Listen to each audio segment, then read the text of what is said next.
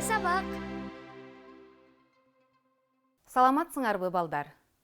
Силер менен кайрадан көрүшүп жатканыма абдан кубанычтамын.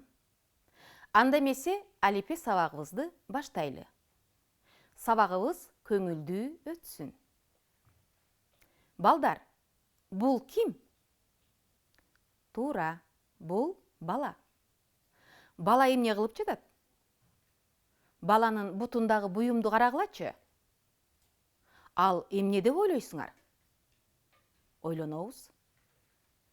Ооба, ал лыжа. Бала лыжа тээп жатат. Баарыбыз чогуу кайталайбыз. Лыжа. Лыжа. Жакшы. Кайсы тыбышты биринчи уктуңар? Ооба, биринчи л тыбышын уктуңар. Анда бүгүнкү биздин тема л тыбышы жана л тамгасы. Бүгүн сабакта л тыбышынын тамга менен белгиленишин жана жумшак үнсүз экенин билесиңер. Л тыбышы сөздүн кайеринде айтылганын аныктап, сөздү муунга бөлүп, сүйлөм түзөсүңөр. Балдар, мына ушул билимдердин силерге эмне үчүн керектиги жөнүндө сабактын аягында ой бөлүшөбүз.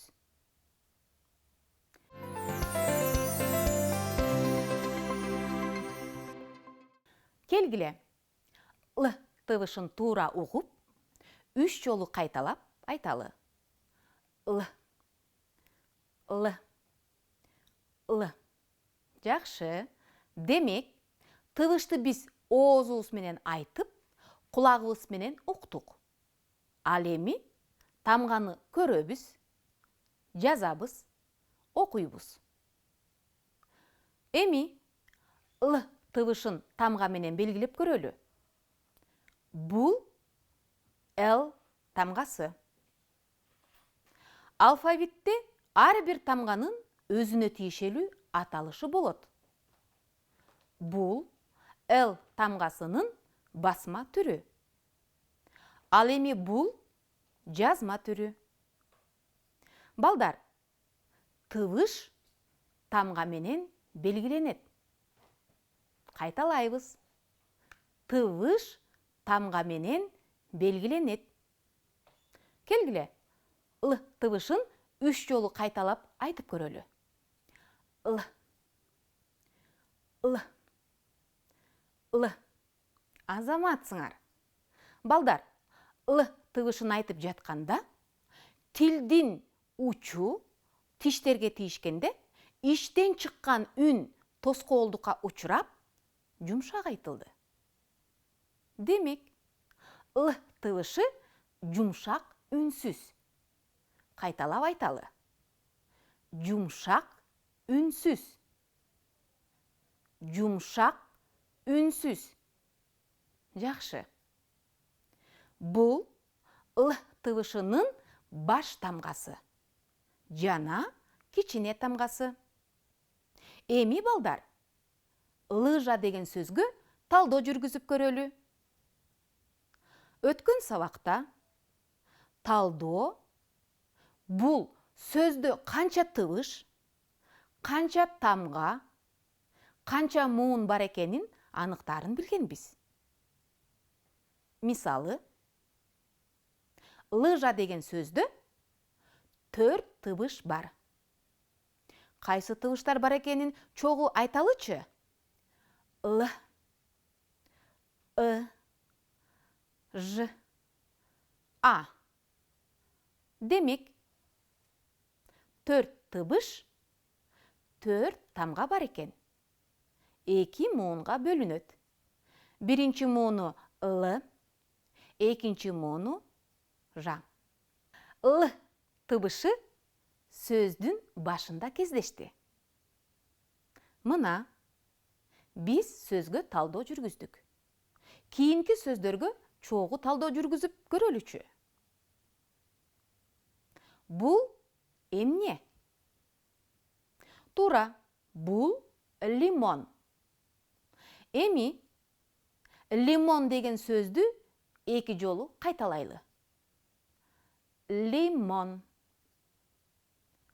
Лимон. Балдар, қайсы тыбыштарды уктуңар? Туура.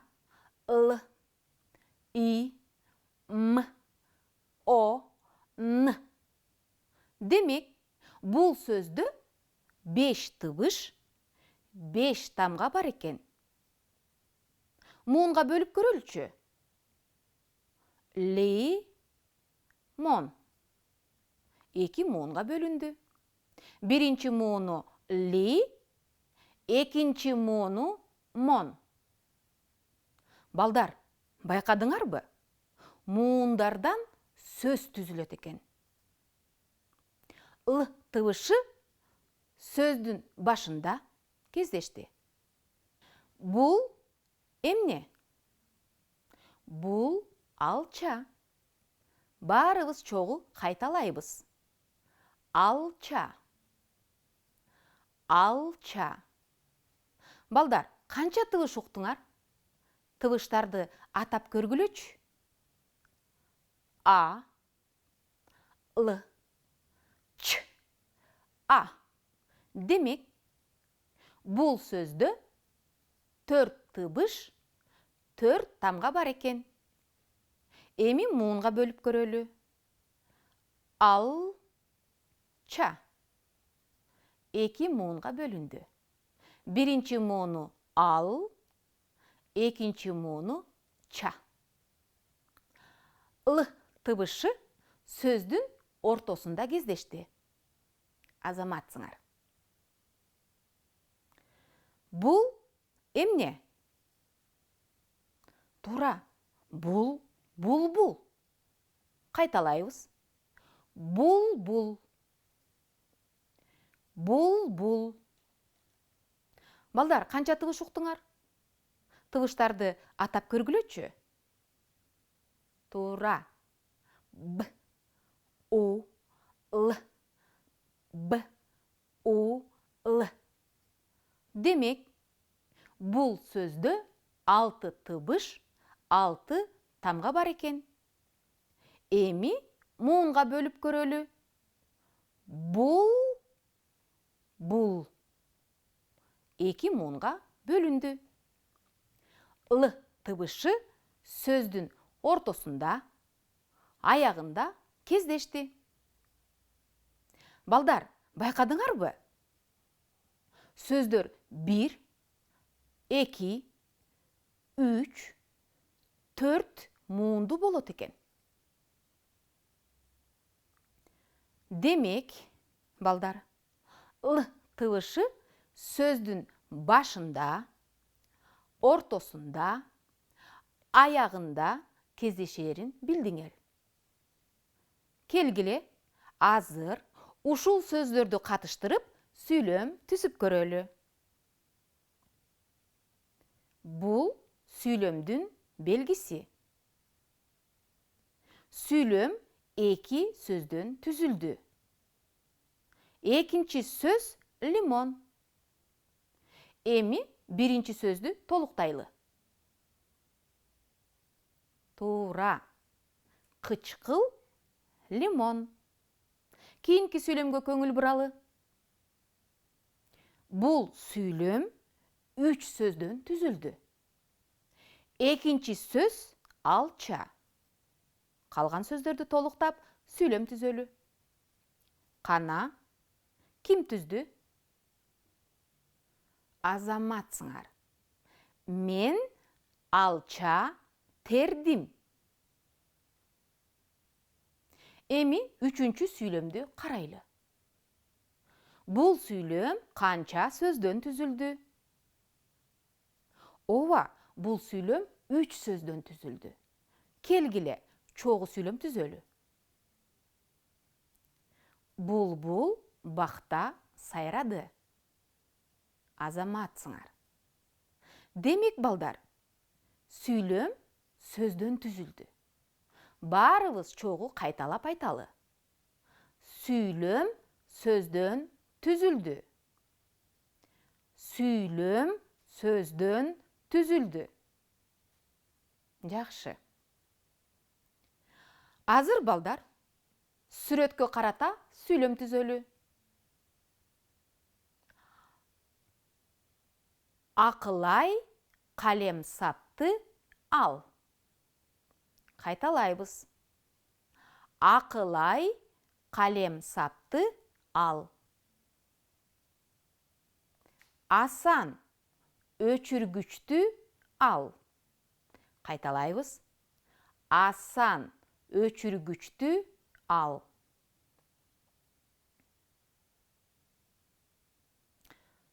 Үсөн сызгычты ал.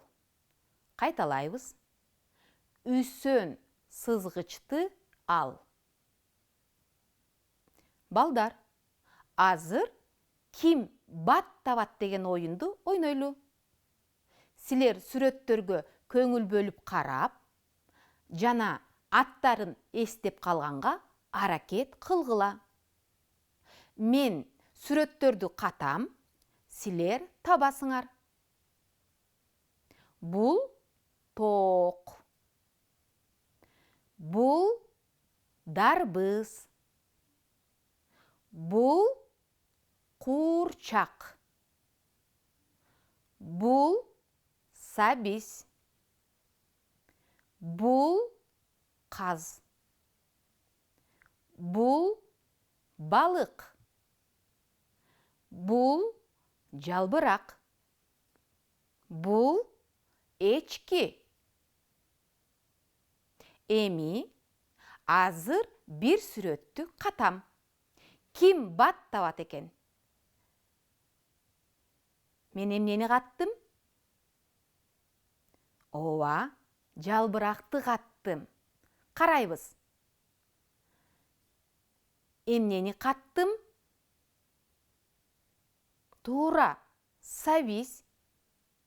Дагы бир сүрөттү катайын. Бул эмне?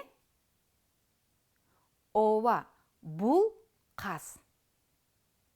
Азаматсыңар, силердин эске тутууңар жакшы экен.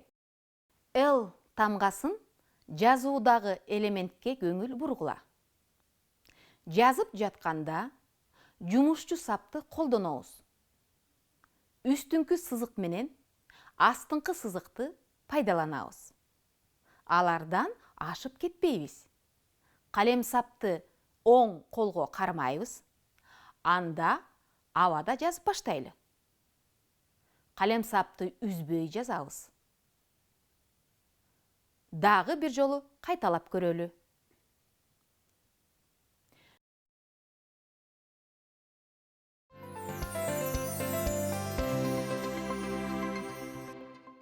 Балдар, эми сабагыбызды жыйынтыктап, эсибизге сактайлы. Бүгүн силер менен Л тыбышы жана Л тамгасы менен тааныштыңар. Л тыбышы жумшак үнсүз экенин билдиңер. Л тыбышы сөздүн башында, ортосунда, аягында кездешерин аныктадыңар. Л тыбышы катышкан сөздөрдү туура атап, муунга бөлүп жана сүйлөм түздүңөр. Ой жүгүртүүгө карата тапшырманы аткардыңар. Бул билимдер силерге керек. Себеби туура, так сүйлөгөнгө, китепти шар окуганыңарга абдан маанилүү. Балдар, мен силерге ишенем. Айтылган нерселерди угуп, жетише алдыңар деп. Ушуну менен биздин сабагыбыз аягына чыкты. Көңүл бөлүп отурганыңарга чоң рахмат. Кийинки сабакта көрүшкөнчө саламатта болгула.